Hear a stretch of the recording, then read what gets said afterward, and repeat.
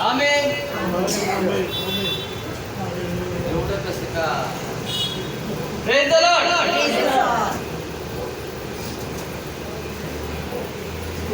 स्तुती असो.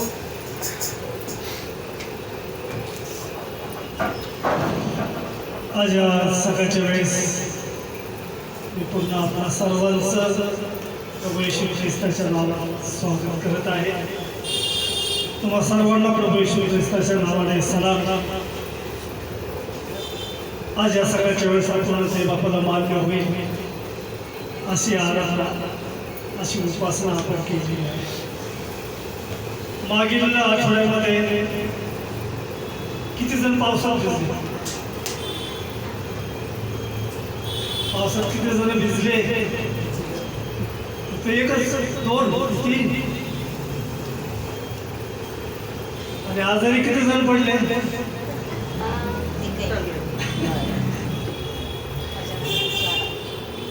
पाऊस इतका जबरदस्त होता की घरपुरतं का काय? पण स्तोत्र करता म्हणतो की जो परात्पराच्या गुप्त स्थळी बसतो तो सर्व समर्थाच्या सावलीत राहिला. आज आपल्यापैकी बरेचसे लोक लांबचा प्रवास करून आलेले आहेत. आणि एक प्रकारची ती मृत्यूछायेची दरी. स्तोत्र करता म्हणतो की मृत्यूछायेच्या दरीतूनही मी जात असला तरी कसल्याही अनिष्टाला भिणार नाही, कारण आमचा देव आमच्या बरोबर आहे. त्याने आम्हाला तसं अभिवचन केलेलं आहे की तो म्हणतो की पहा, युगाच्या समाप्तीपर्यंत सर्व दिवस, तर रविवार, गुरुवार, शुक्रवार हे दिवस नाही, तर सर्व दिवस मी सदोते तुम्हा बरोबर आहे. पण पुष्कळ वेळ देव आमच्या बरोबर आहे हे आम्ही विसरून जातो. आणि हे विसरल्यानंतर आपण संकटात पडतो. आणि म्हणून आम्ही संकटात का पडतो? तर वचन आहे आणि तुम्हाला वारंवार सांगत असतो, सर्व गोष्टीची समृद्धी असताना, एका ठिकाणी समृद्धीला रेचल होते, सर्व गोष्टीचे रेचल असताना तो आनंदाने आणि उल्हासित मनाने परमेश्वराची सेवा केली नाही म्हणून सर्व बाबतीत गरजवंत आहे. म्हणून देवाने जे काही नियम आम्हाला लावून दिलेले आहेत ते देवाचे नियम कठीण काहीच नाही. देवाच्या आज्ञा ह्या साध्या, सोप्या आणि सरळ आहे. भोळ्यातला भोळा मनुष्य त्याला त्या समजू शकतात. स्तोत्रासाठी याचा एकोणीस अध्यायामध्ये परमेश्वराचं वचन काय आहे ते स्पष्टपणे सांगितले. आणि आज आपल्या प्रत्येकाची अंतःकरण तयार झालेली आहे की आज देवाचं वचन आमच्यासाठी काय आहे. एक बॅनरने काढला किंवा एक ॲडव्हर्टाइजमेंट तुम्हाला काल पाठवलं, किती जणांना बघितलं? ऐका, तयार आहात? देवाचं वचन आपल्यासाठी काय आहे ते आपण अंतःकरण करून, मन फिरवून आपण त्याच्याकडे लक्ष देऊया. आणि खेळला ते आपल्यामध्ये आहे आणि ते आपल्या देवाची भाषा मार्गदर्शन करते. प्रभू धन्यवाद. टाळ्या वाजून आपण त्यांचं स्वागत करूया.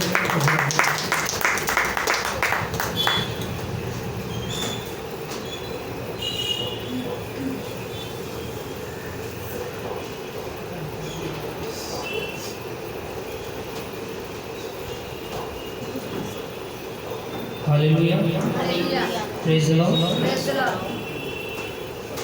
आशा करता हूँ अब तक जो आपने आराधना किया है और उस आराधना के द्वारा परमेश्वर आपको ब्लेस किया है. आमीन. मैं विश्वास करता हूँ कि जब आप आराधना किए हैं तो आपका आत्मा भी तैयार है शब्दों को सुनने के लिए. Thank you Jesus.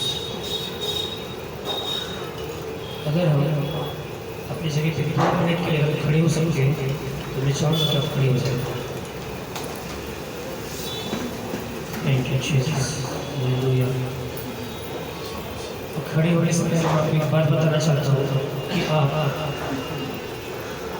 बाजू में कितना गलती किया है, वो कितना बुरा है, वो कितना खराब है, वो ना देखते हुए हमको उन चीज़ों को साइड में रखते हुए अगर आप चाहते कि परमेश्वर आपका जो वचन है वो अंदर में जाए तो वो आपको साइड में रखते हुए ही फिर आगे वचन जाने जाए। ठीक है, आइए अपने आप को बंद करिए। Thank you Jesus, hallelujah. Worship the father, worship the Holi spirit, hallelujah.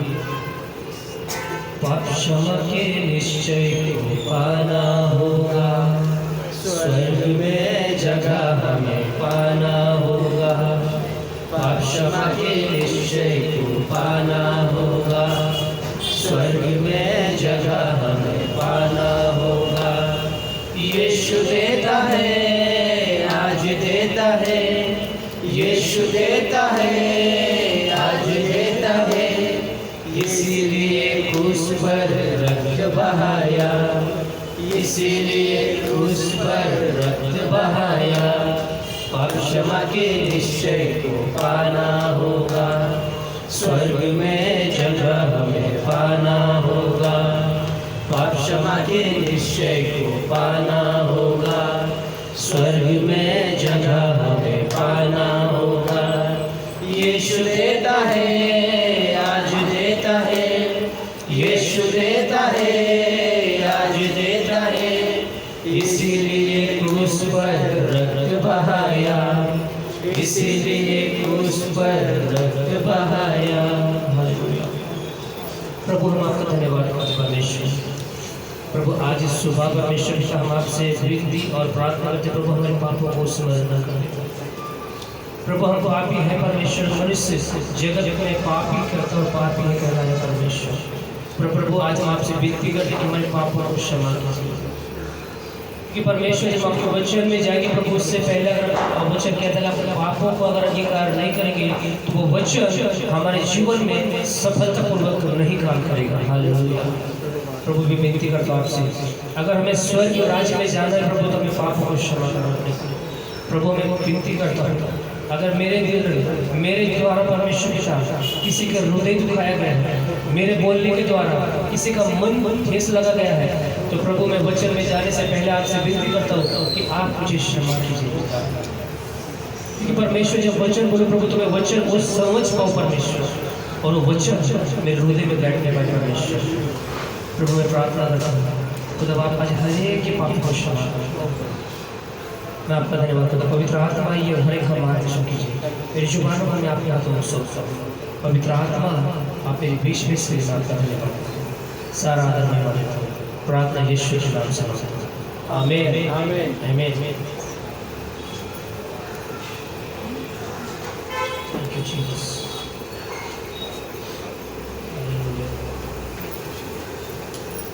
कल मैंने जो कुछ बैनर में देखा है इसका टॉपिक था यदि आपका हृदय कड़वाहट से बंधा है तो परमेश्वर का वचन कैसे कार्य करेगा। आमीन।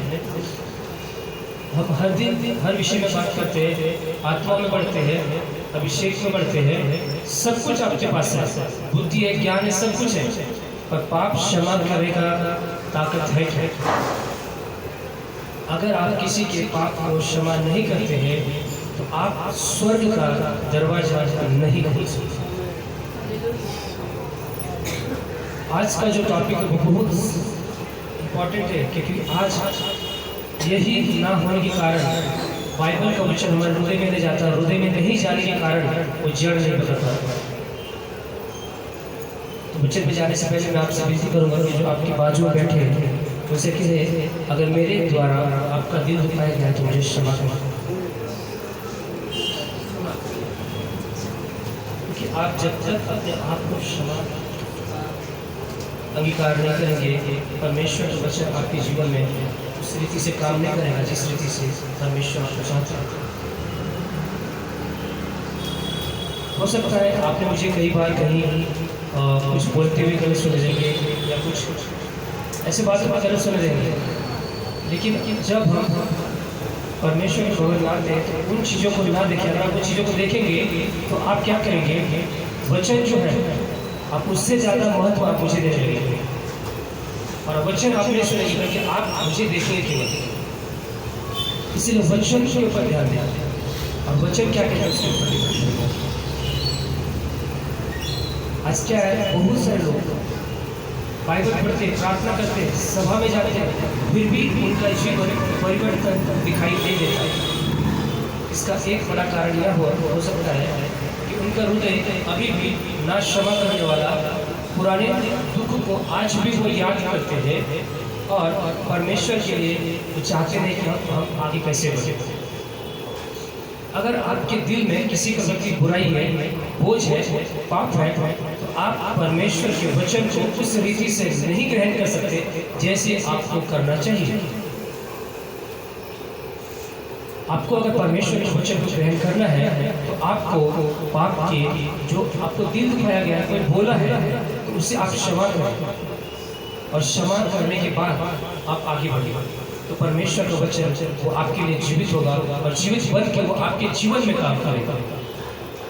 ऐसे नहीं कि मनुष्य पाप में, पाप हर एक से होता है। बाइबल में लिखा कि कोई भी धर्मी नहीं, एक भी नहीं, सबने पाप किया और परमेश्वर की महिमा से दूर हो गए। लेकिन परमेश्वर ने वचन में एक बात कहा, पापी मनुष्य है, पर मैं एक इम्पोर्टेंट बात दिया कि मुझे तुझे चांस देता हूँ कि पाप क्षमा करो और उसके द्वारा तुम आगे बढ़ो। तो मैं आपको बताना चाहता हूँ, अगर किसी के प्रति आपके हृदय में कड़वाहट है, और किसी के प्रति आपके मन में गलत विचार है, या किसी ने आपका हृदय दुखाया है, तो उससे पहले आप उसे क्षमा करें और उसके बाद आप आगे वचन में जाएंगे। क्योंकि क्या होगा, आपके मन को वो शांत करेगा, और तब ये वचन आपके हृदय में जाके बैठ पाएगा। हालेलुया। कड़वाहट आपके हृदय में क्या करता है? अगर आप ज़्यादा किसी के विषय में सोच रहे हैं, अगर आप किसी के विषय में ज़्यादा कोई बोल दिया उसके विषय में ज़्यादा मनन कर रहे हैं, तो आपको कड़वाहट परमेश्वर की आवाज़ सुनने में दिक्कत कर सकती है।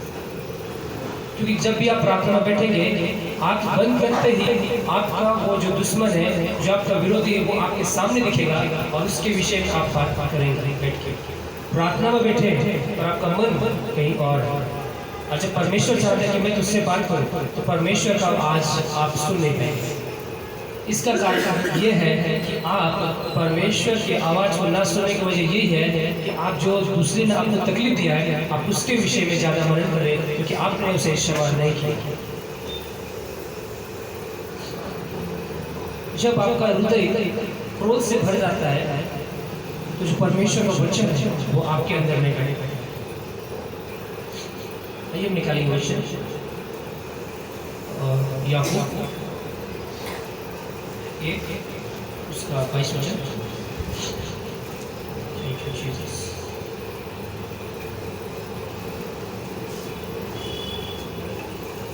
वचनाप्रमाणे आचरण करणाऱ्याचा केवळ ऐकणारे असू नका, अशाने तुमची बोलवणूक होते। आमेन। आपका जो वचन है, आप जो पढ़ते हैं, या हर दिन जो आपको बोला जाता है, आप ले नहीं पा रहे, और इसीलिए परमेश्वर के वचन पर आप चल नहीं पा रहे, और चल नहीं पाने की वजह से आप परमेश्वर के क्या चाहत है, क्या इच्छा है, क्या योजना है, नहीं जानने के कारण आप जैसे कि वैसे। हम उस पर चलेंगे कब? वचन पे चलेंगे कब? जब वचन हमें पता होगा, वचन को अच्छे से समझ पाएंगे, तब हम वचन में चल पाएंगे। आमीन। वचन मिल गया, परंतु वचन पर चलने वाले और कान केवल सुनने वाले ही नहीं, जो अपने आप को धोखा देता है। अगर आप इस प्रकार कर रहे तो आप दूसरे को धोखा नहीं दे रहे, आप खुद को, अपने आप को धोखा दे रहे।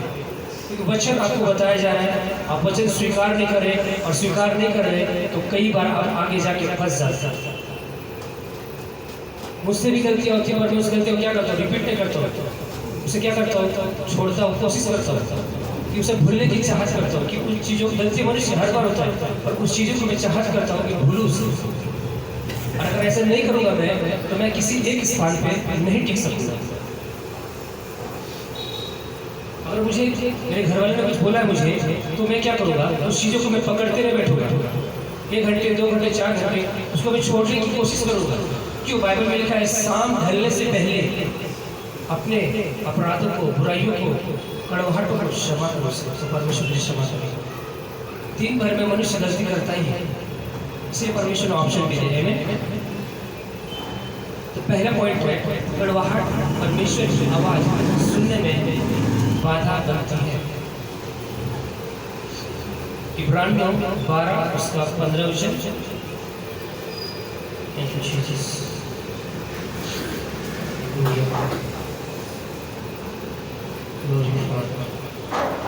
देवाच्या कृपेला कोणी अंतरू नये, कोणी कडूपणाच्या मुळाने अंकुरित होऊन उपद्रव देऊ नये व त्यामुळे पुष्कळ सुटाळ होईल तो होऊ नये, कोणी जाळकर्मी असू नये किंवा ज्याने एका जेवणासाठी आपले ज्येष्ठपण विकले त्या एसावासारखे कोणी अहिक बुद्धीचे असू नये याकडे लक्ष द्या। और इब्रानी में 12 उसका 15 हिंदी में लिखा हुआ है, कहता है कि कहीं ऐसा न हो कि कड़वाहट की कोई जड़ उग कर, कड़वाहट की जड़ उग कर बहुतों को अशुद्ध कर। कड़वाहट का जड़ मतलब जड़ में एक जड़ नहीं है। जब पेड़ लगाते आप तो वह एक जड़ नहीं होता है, एक जड़ से बहुत सारे जड़ फैले रहते हैं और वो बहुत सारे जड़ मिल के तब वो ताकतवर बनता है। कड़वाहट आपको क्या करेगा? आपके अंदर केवल किसी को क्षमा करने की कड़वाहट नहीं, हो सकता है आपको किसी ने गाली दिया है, उस बात का आप अभी भी मनन कर रहे हैं और वो मनन करने की वजह से वो आपका जड़ वैसे वैसे मजबूत होता जा रहा है और वो एक दिन जड़ आपके लिए पेड़ बन जाएगा और आप इसे कभी भी भुला नहीं सकते। और आप इसको भुला नहीं सकते तो आप स्वर्ग के दरवाजों को भी नहीं खोल सकते। आप सबसे पहले इम्पोर्टेंट है, अगर हम वचन में जानते हैं और यीशु मसीह के पास अगर हम हैं तो क्षमा करना ये बहुत बड़ा इम्पोर्टेंट है हमारे जीवन में। क्षमा करना इसलिए इम्पोर्टेंट है, लूका उसका 23 अध्याय जरूर क्यों है मैं आपको बता दूंगा। और ये सेम पॉइंट यीशु मसीह ने भी किया। लूका 23 उसका 24 वचन।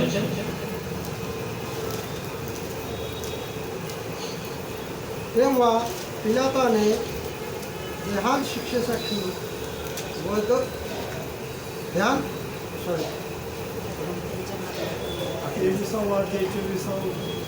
लिखा है, तब उसने कहा, हे यीशु, जब तू अपने राज्य में आए तो मेरी सुधि लेना। उसने उससे कहा, मैं तुझसे सच कहता हूँ कि आज ही तू मेरे साथ स्वर्ग लोक में होगा। ये कब की बात है? कब की पॉइंट है? जब यीशु मसीह क्रॉस के ऊपर बीच पे है और दो डाकू दाहिने साइड में और बाएं साइड में है। एक कहता है अगर तो परमेश्वर का पुत्र है तो अपने आप को बचा, मुझे भी बचा। और एक कहता है, प्रभु यीशु जब तू अपने राज्य में आएगा तो मेरी सुधि लेना। ये क्या कर रहा है? यीशु से क्षमा को चाह रहा है। सुधि लेने का मतलब क्या है? वो आपको जांचेगा और जांचने का मतलब क्या है? आपके अंदर बुराई है, वो बुराई को हटाना पड़ेगा। और इसने क्या कहा कि मेरे पापों को तो क्षमा कर, सुधि ले। क्योंकि इसे सीक्रेट पता था, अगर मैं अपने पापों का क्षमा नहीं लेता हूँ तो यीशु तो बिना पाप का मारा जा रहा है, मैं पाप की वजह से मारा जाऊंगा और मैं स्वर्ग में नहीं नरक में चला जाऊंगा। इसीलिए अपने पापों को इसलिए क्षमा करने की आवश्यकता है कि आप परमेश्वर के राज्य में पहुंच सकें।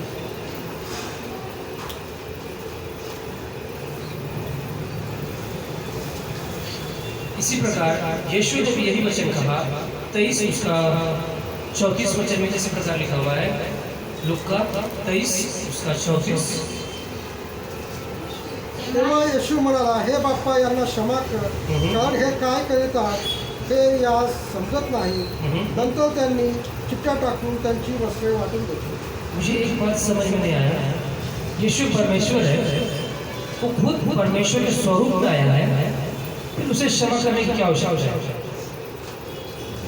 वो तो कहता है कि पिता मुझ में और मैं पिता में हूं, फिर उसे आवश्यकता क्यों है? बहुत गहरी बात है। आखिर यीशु मसीह क्यों कहता है कि लोगों को क्षमा कर?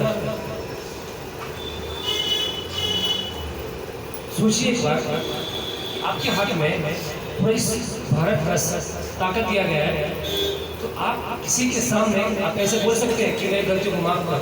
कभी नहीं बोल सकते, क्योंकि आपके ऊपर अधिकार है। तो परमेश्वर को स्वर्ग और पृथ्वी का अधिकार है, मनुष्य के सब पापों क्षमा करने का अधिकार है। फिर भी वो क्यों कह रहा है कि हे पिता, इन्हें क्षमा कर, ये नहीं जानते क्या कर? ऐसा इसमें क्या रहस्य छुपा हुआ था? यीशु मसीह इस बात को क्यों डिक्लेयर किया?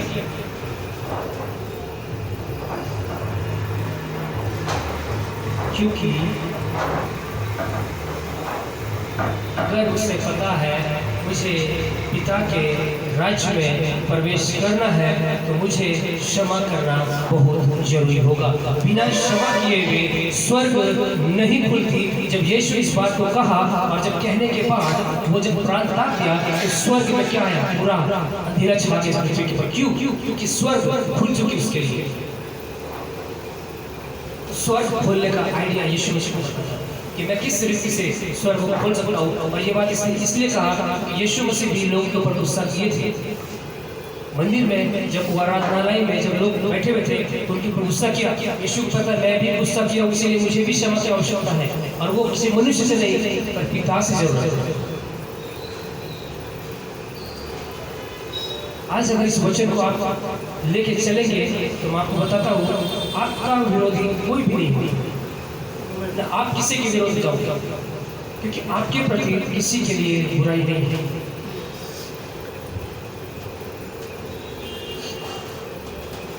जब इस वचन को मैं पढ़ा तो मैंने कहा परमेश्वर होने के बावजूद ये लोगों से क्यों कह रहा है क्षमा कर? क्योंकि उसे पता है अगर मैं इस तरीके से नहीं कहूँगा तो स्वर्ग खुलेगा। स्वर्ग खोलने के लिए उसे यूहन्ना के पास जाना पड़ा।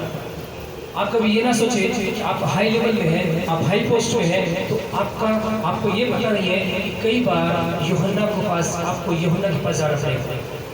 क्योंकि जब आप यूहन्ना के पास नहीं जाएंगे, आपकी पहचान, आपकी आइडेंटिटी वो खुलेगी नहीं। 30 साल तक यीशु मसीह का आइडेंटिटी खुला नहीं कि ये कहाँ है, क्या कर रहा है। पर जैसे ही यूहन्ना बपतिस्मा देने के लिए आया, उसी समय उसका आइडेंटिटी खुला। उसी समय लोग जाने कि यही उद्धार करता है।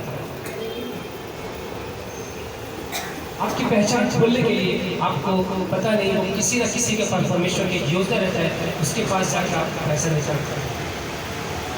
ये टॉपिक लगे, लेकिन आज टॉपिक में क्या सीखा है कि अपने विचारों को शुद्ध रखें, कड़वाहट ना करें, गुस्सा करें और उस गुस्सा को कुछ समय तक ही रखें, और गुस्से में आके आप पाप नहीं करें। गुस्सा बात अलग है, पाप करना बात अलग अलग।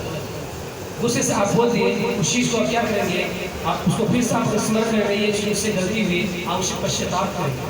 पर पाप करने का मतलब आप गुस्से में किसी का हत्या कर दिए, तो ये बहुत बड़ा फर्क है। इसलिए क्या क्रोध करो पर पाप करो।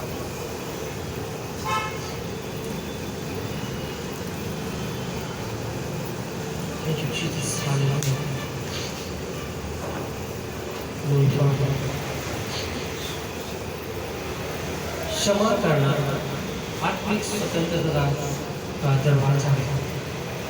जब आप क्षमा करते हैं तो आप अपने बंधन से, अपने पापों से आजाद हो जाते हैं। यीशु ने कहा अपना भार मुझे दे। भार का मतलब अपने घर की बोरियां बिस्तर नहीं, अपने पापों का भार उसे दे देते। और जब उसे दे देते आप, तो उसे पता है कि आपको किस किसी से चलाएगा। इफिसियों 4:31 और 32 वचन।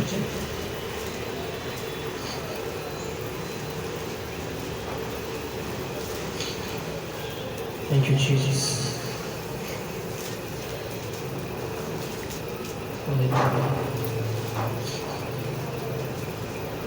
सर्व प्रकारची कटुता, संताप, क्रोध, जळफळाट व अभद्र भाषण ही अवघ्या दुष्टपणासुद्धा तुम्हापासून दूर करण्यात येवोत आणि तुम्ही एकमेकांबरोबर उपकारी व कनवाळू व्हा। जशी देवाने ख्रिस्तामध्ये तुम्हाला क्षमा केली आहे, तशी तुम्हीही एकमेकाला क्षमा करा। क्षमा करने की आवश्यकता क्यों है? क्योंकि आप मसीह में हैं और मसीह ने आपके लिए क्षमा किया है, आपके पापों को क्षमा किया है, तो आपका भी काम बनता है कि आप दूसरे के पापों को क्षमा करें। आपको पाप क्षमा करने का अधिकार दिया गया है। दूसरे लोगों को ये पता नहीं रहस्य कि आपको इस रहस्य का ज्ञान है कि आप पाप क्षमा करके आगे बढ़ सकते हैं। कई बार आपका दिल अगर दुखाया जाए किसी व्यक्ति के द्वारा और जब आप उसे क्षमा कर देते हैं तो आपको पता नहीं, वही व्यक्ति मन में सोचता है मैंने इसे इतना गाली दी, इतना बहुत तकलीफ दिया, फिर भी ये व्यक्ति मेरे साथ मिलने के लिए आता है, बात करता है, उसे इस बात को बेचैन चाहिए। और ये सवाल आपसे पूछेगा आपके अंदर ये हृदय कहाँ से आया? तब आप कहेंगे कि मेरा मसीह जो है, जो यीशु है, उसने यही काम किया है और मैं भी इस पृथ्वी के ऊपर यही काम करता हूँ। मैं दूसरा कुछ नहीं करता हूँ, जो पिता को करते हुए देखता हूँ वही इस पृथ्वी के ऊपर करता हूँ। यीशु ने सिखाया।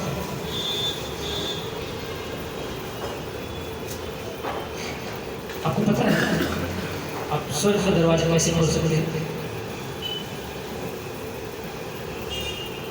लुका उसका 18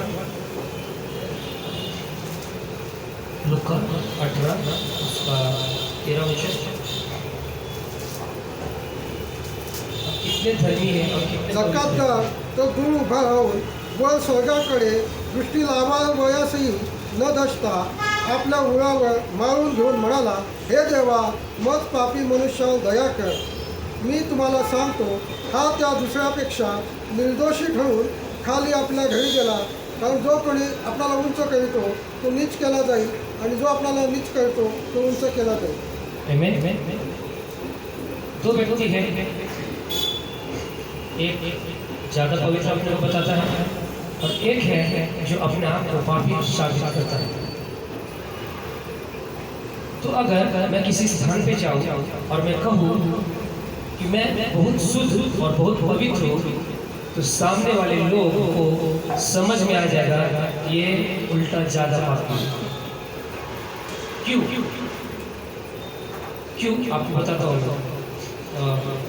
18 से 11 में फारसी खड़े होकर अपने मन में यूँ प्रार्थना करने लगा, हे परमेश्वर, मैं तेरा धन्यवाद करता हूँ कि मैं दूसरे मनुष्य के समान अंधेरे करने वाले अन्यायी और व्यभिचारी नहीं और ना इस चुंगी लेने वाले के समान.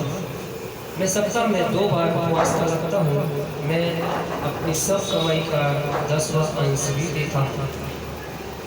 परमेश्वर को बताने की जरूरत नहीं उसे तुम क्या करते हो नहीं करते हो, तो सब कुछ पता है. पर जब हम घुटने पे आते हैं, प्रार्थना करते हैं, तो हमें ये साबित नहीं करना कि परमेश्वर मैंने तेरे लिए 10वां अंश दिया हो, मैंने तेरे लिए प्रार्थना किया हो, मैं तुम्हारे लिए बहुत बड़े बड़े काम किया हो. पर मुझे इसको यीशु को इस चीज़ों की जरूरत नहीं है. यीशु को चीज़ ये चाहिए कि तू मेरे साथ नम्र होके आ और मैं तेरे पर दया कर सकूँ. अगर उदाहरण तौर पे अगर मेरे पापा मुझे डांटते हैं या फिर उनके सामने जाके मैं ये बोलूँ कि मैंने अपने जीवन में आपके लिए ये किया है, तो वो उनके लिए व्यर्थ होगा, क्योंकि उनसे पहले वो चीज़ कर चुके हो. और मुझे ये कहना पड़ेगा कि आपने जो किया है मेरे लिए वो उत्तम. तब ये बात को ये जानेंगे कि इनका घर दिल जो है वो खुशी से भरे क्यों, क्योंकि मैं उनके पास नम्रता से जाता हूँ. और यीशु यही चाहता है. मनुष्य पापी है, अगर वो अपने पापों को कबूल करता है और इसे पता है, ये भी प्रार्थना करता है. ऐसे नहीं ये प्रार्थना करने वाले व्यक्ति नहीं प्रार्थना करता है और उसे पता है कि मैं जब मंदिर में जाऊंगा तो मैं उसे बोलूँगा मैंने ऐसे पाप किए हैं और कुछ पर जाएगा. परंतु चुंगी लेने वाले ने दूर खड़े होकर जब आप पाप ज़्यादा करते हैं तो आपको पता हो जाता है, किसी के बोलने से पहले ही आपको पता होना चाहिए कि मैं पापी हूँ. मैं इसके जगह पे खड़े होने से पहले मुझे अपने पापों को क्षमा मांगना बहुत जरूरी है. उदाहरण के तौर पर मैं आपको बताता हूँ, अगर आप किसी जगह पे गए और वो सीनियर है और उस सीनियर को पता है कि आप पापी हैं, आपने गलत काम किया है, तो आप उस सीनियर को ये नहीं बता सकते कि मैंने इतने सारा काम किया है, तेरे लिए बहुत कुछ किया है. पर सीनियर को एक ही पॉइंट पता है कि तुमने गलती की. और आप जब सीनियर को बोलेंगे सर मुझसे ये गलतियाँ हुई है, तो वो आपके काम को देखेगा नहीं, और वो आपको शब्द को देखेगा, नम्रता को देखेगा कि तुमने मुझसे माफी मांगी। और लिखा है स्वर्ग की और आंखें उठाने भी न चाहा, वरन अपनी छाती पीट कर कहा, हे परमेश्वर मुझ पापी पर दया कर। कई बार आपने ऐसे महसूस किया है या नहीं किया, मुझे नहीं पता, अगर जब आप किसी के दिल को दुखा देते आप, तो कई बार आप प्रभु भोज लेने के लिए अस्वीकार करते हैं। कई बार आप किसी को अगर तकलीफ दी है, तो जब आपका प्रभु भोज का समय आता है, उस समय आपका हृदय कहता है कि नहीं लेना चाहिए। क्यों? क्योंकि ऑलरेडी आपने पाप किया। लेकिन आप ले सकते किस प्रकार? उसे लेने से पहले हमें अपने आप को कहना, प्रभु मैंने इस व्यक्ति का दिल दुखाया है, हृदय दुखाया है, मुझे क्षमा की आवश्यकता है, मुझे क्षमा कर, और इसके बाद आप प्रभु भोज को ले सकते हैं। तो आपके लिए वो प्रभु भोज व्यर्थ नहीं, सफलता की होगी। Thank you Jesus. आज का जो वचन है, मैं विश्वास करता हूँ, बिलीव करता हूँ, किसी का एक हृदय अगर परिवर्तन होगा, तो एक हृदय के परिवर्तन होने से उसका पूरा परिवार ब्लेस होने का कारण होगा। जब आप क्षमा कर देते हैं, जब आपके मन में किसी के प्रति कड़वाहट नहीं है, बुराई नहीं है, तो परमेश्वर क्या करता है? उसके वचन को नए तरीके से बनाना चालू करता है। आपके हृदय में पवित्र आत्मा कब आएगा? परमेश्वर कब बात करेगा? जब आपका हृदय साफ होगा। मैं आपको ज्यादा वचन नहीं, कुछ ही